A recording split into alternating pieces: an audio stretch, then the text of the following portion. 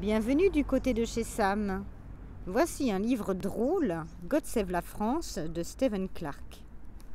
Paul West, anglais, est muté un an à Paris, dans le 19e arrondissement, au siège d'une entreprise alimentaire. Son ami Chris l'avait pourtant prévenu. Entre le sandwich à l'andouille, à l'odeur de merde, et celui au reblochon, il n'allait pas être déçu.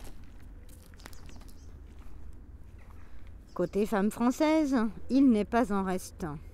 Entre celles qui se laissent embrasser pour ensuite fuir, car déjà fiancées, et celles qui ne sont pas faciles à mettre dans son lit, surtout quand on se trompe de partenaire, difficile de vérifier si les sous-vêtements sont classe quand on est trop sous. Heureusement, certaines sont moins farouches, comme Élodie, la fille du patron, qui lui propose de devenir son colocataire et avec qui il ne partagera pas que l'appart. Paul est très cliché quand il sort avec les femmes, mais celles-ci ne sont pas en reste comme Alexa, photographe, qui était serveuse intérimaire pendant la grève. Oui, parce que les Français semblent être toujours en grève dans ce livre. Paul est donc obligé de se déplacer à pied.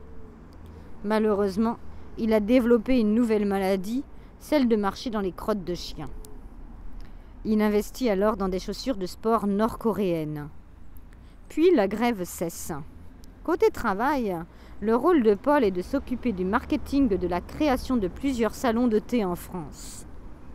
Sauf que son patron, Jean-Marie, ne lui laisse guère d'initiative et essaie, par la même occasion, de l'arnaquer. Mais l'Anglais, tout gentleman qu'il soit, a en sa possession des pièces compromettantes concernant l'entreprise qu'il emploie. De l'administration, en passant par les suppositoires, rien n'échappe à Paul West. Le système français est passé au crible dans un style moderne et vivant, pour notre plus grand plaisir.